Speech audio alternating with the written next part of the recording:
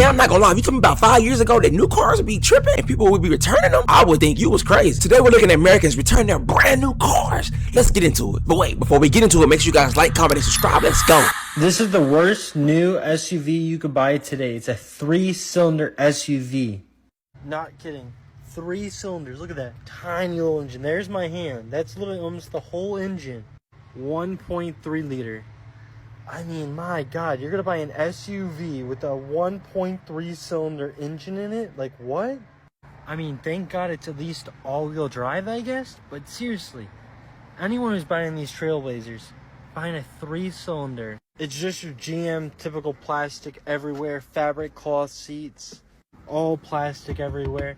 At least you do get some fabric, some nice soft touch fabrics, I guess. I feel like everything on this car is literally plastic, just cheap plastics everywhere. I mean, would you spend $30,000 on an SUV like this? I guess the one saving grace is that it gets good fuel economy, but $30,000 and you got to drive up. I don't think so. Someone tell me how we went from these beautiful cars to whatever the hell this is. Can we go back? Time machine? Anyone?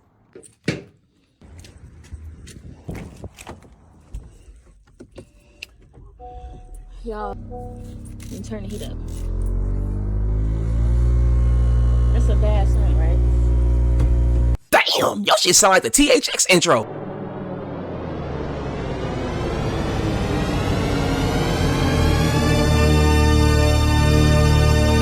Well, y'all heard the noise. My heater went out, so come with me to go get it fixed. This is your sign not to buy a brand new car. It comes with a lot of problems. Even a brand new car, it just has all type of defects. Like, for this to be a brand new car from 2024 and it's sounding like that is ridiculous. But yeah, y'all, I'm pulling in. The man, he trying to figure out what's the sound, what's the problem. Y'all, listen to what he said. So a mouse or something got in here and chewed a bunch of it up. Yeah, y'all. If you do go buy a new car, be prepared for having all the problems and troubles. I forgot to mention the passenger seatbelt barely even work for real. The tire rims, paint be coming off. It's just a lot of problems, but yeah, y'all, it's fixed now. But yeah. Bro, you can't be serious. This my car? Yeah, you like it? No. Corey, Bro. what's wrong with this car? New luxury cars suck, and their fall from grace is honestly sad and disappointing. So let's jump back in time a little bit. And it wasn't that long ago when luxury cars, the focus of their interior was on high quality materials, great build quality, and over-engineering of certain amenities so that the ride experience is the smoothest and most comfortable possible. No expense was spared on the rear section of these interiors. You had reclining, heated and cooled massage seats with refrigerators and champagne flutes and pillows and all kinds of stuff. Any hard surfaces and trim were made of aluminum and wood grain. You had curtains in the back so you didn't have to lay your eyes on all the peasants. I feel like manufacturers used to pay so much more attention to just minor nuances in the interior, like stuff that you won't really notice but ultimately when combined, provide a much nicer experience in the car. For example, Porsche uses hydraulic struts in their door hinges on the Panamera so that you can open it and leave it at any angle. You don't have to open it to a certain degree so that it gets caught in the stop that it needs to stay open. While most owners won't notice a difference, when you combine that with the 1/2-inch thick lamb's wool carpet and the bullskin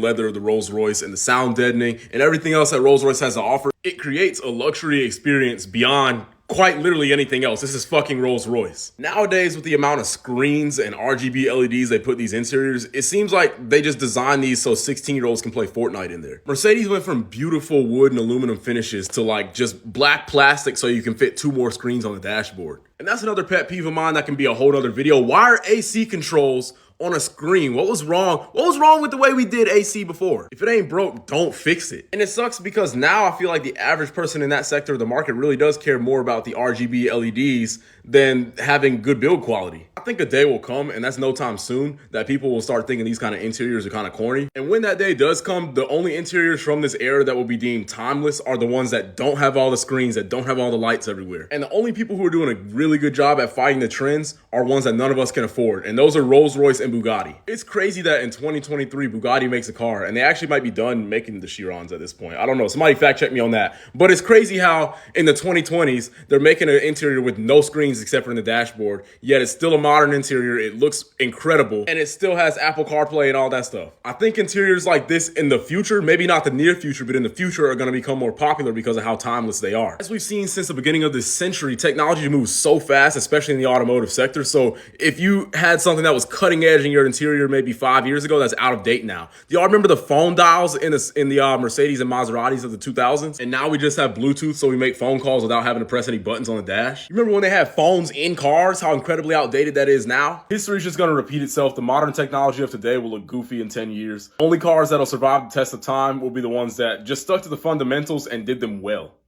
This shit is why I hate new cars. I go to reverse. Warning, warning, warning, warning, shift to park because there's a pole in front of me because they parked as close to the pole as possible. Look what it does when I go to put it in reverse. It automatically parks itself. Reverse.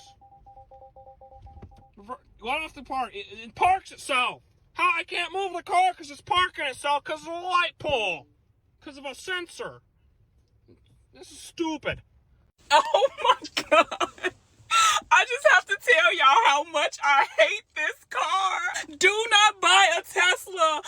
I don't care how cute the roof looks. I know it gives you the best natural light ever, but do not buy a Tesla. There's literally nowhere to put your phone in this car. Like, where am I supposed to put my phone?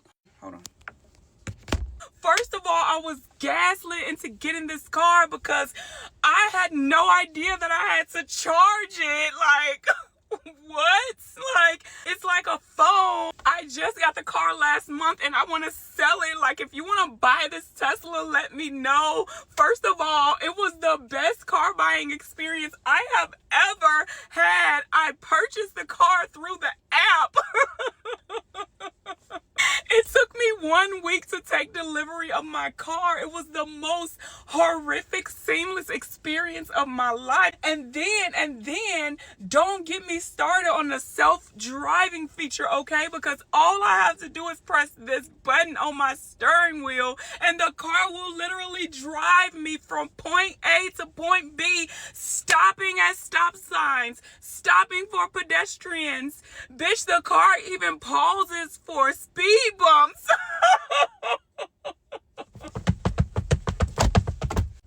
I hate it so much. I hate it.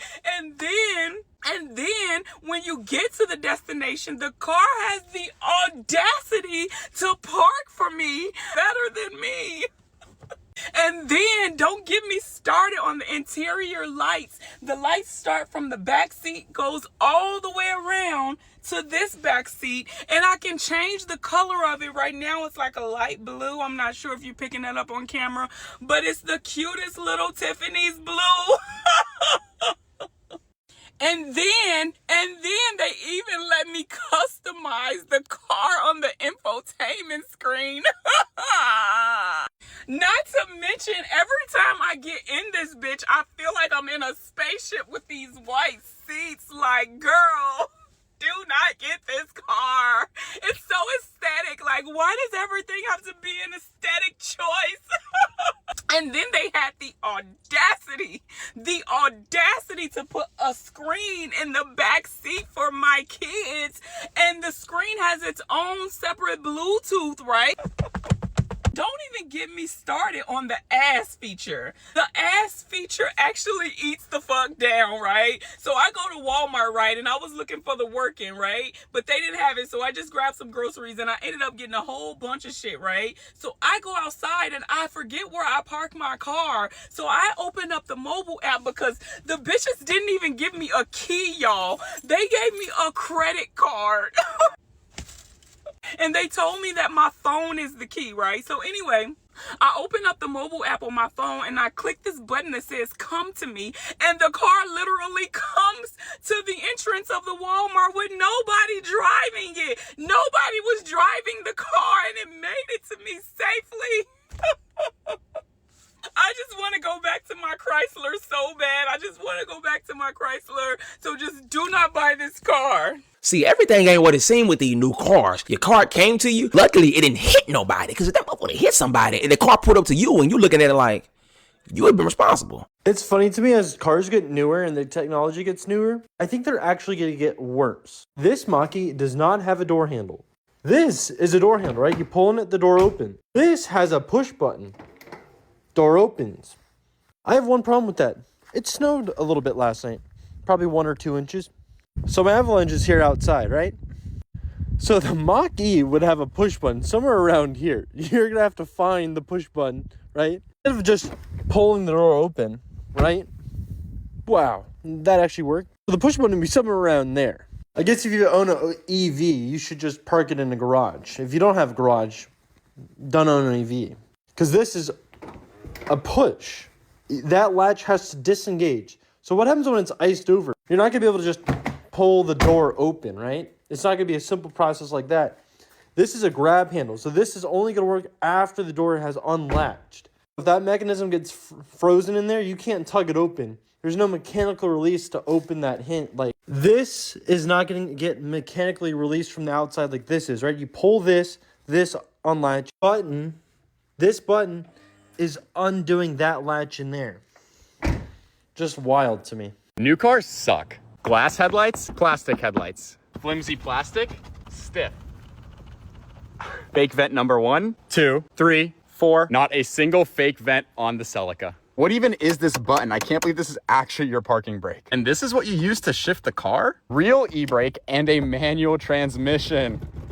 No screens either, and it's very driver focused. Andrew, what's your favorite thing about your car? The fact that it'll gap yours. You know what? You do have me there. All of this plastic is disgusting. You can actually see my turbo. It is very cool to see how far Toyota has come in 30 years. It's also great that you can still see 30-year-old Toyotas on the road today. Will that happen with a BMW-made Toyota, though? I don't know. It's also awesome that Toyota is continuing to make awesome sports cars, even in a time when we have super strict regulations and no one wants a manual anymore. Which styling do you like more, new Toyota or old Toyota? All jokes aside, both of these cars are awesome in their own way, but I do have to admit, BMW does know how to make a good car. Follow for more car content. All right, since my Supra is broken and it's a ship box, I got this rental car from Toyota. Well, it's gonna make me sound ungrateful, but my honest review, because I've had this car about 3 times as a rental, and it's a ship box. Okay, it drives fine, all that, like the gas mileage is cool.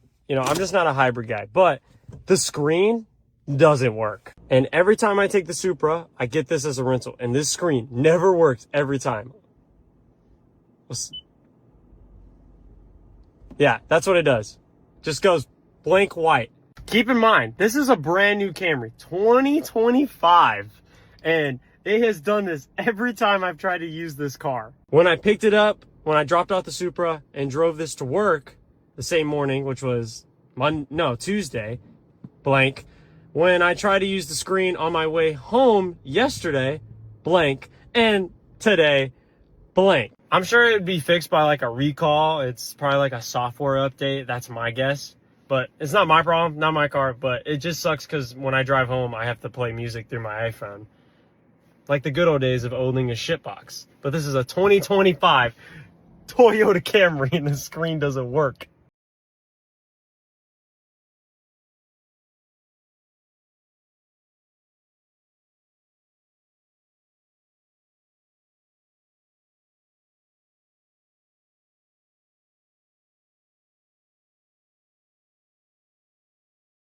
New cars suck. People are like, yeah, we agree. All new cars suck. I don't want to buy any of those. They're all junk. Every single one of them.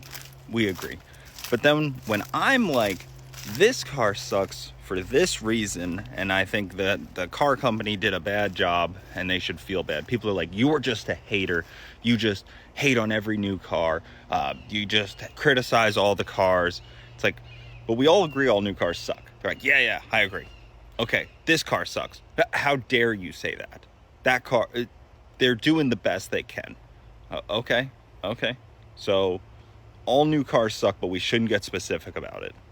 Okay, just broad sweeping things, it's fine. That's not being a hater. I shouldn't be specific. Just vague. Just vaguely say all new cars suck and never elaborate, because then I'm a hater. But if you agree, all new cars suck, that's as far as the depth of the conversation should go. All new cars suck. I don't know if I'm just a hater, but I'm in the search for a new car. Currently I drive a 2008 Ford Escape, and I previously drove a 99 Toyota Camry. So I'm used to like the old cars, but you know, they're getting old. It's time to get a new car. So I went test driving, and the cars that I was looking at was a Toyota RAV4 and the Mazda CX-5. You know, I've seen a lot of praise for these cars online, and everyone loves them, it seems. So I was really disappointed when I went to test drive these cars, and I just can't believe these are the cars that everybody is hyping up. I drove the Mazda CX-5, and it seemed like a landlord special of a car. Like, the interior was really nice. It was probably the best interior of like the cars that I test drove that day, but everything was just really rattly and kind of falling apart. Like, the first car I got in, I know this is not for everything, but this is a $21,000 car, and I got in, and the automatic seat mover was broken. And then it just started beeping at me for no reason, and the door was all like kind of thin and rattly, and it just felt like, I can't believe this is the car that everyone is saying is like luxury for a budget. And when I drove it, it sped up a little bit, but man, it was revving so hard. And so I'm like, well, maybe I'll have more hope for the Toyota RAV4, you know? Everyone says they're super reliable, amazing. They hold their value really well. Like, you cannot get one of these cars for like under $25,000, pretty much. So I test drove a 2024, just the base model. First of all, also just on the dealer side, the seat was torn, and they told me to not let that set me off from this car because they sell so fast. Everyone loves them. They fly off the lot. I love the Toyotas because they're definitely sticking more towards like the old kind. Like, it still had a regular key and knobs and everything, because I hate the touch screens in new cars. Like, don't get me started on that. It was so loud and rattly, more like loud than my almost 10 years old car. And I'm like, this is the car everybody's hyping up. And I know it's just supposed to get you from point A to point B. I feel like that's kind of Toyota's like model.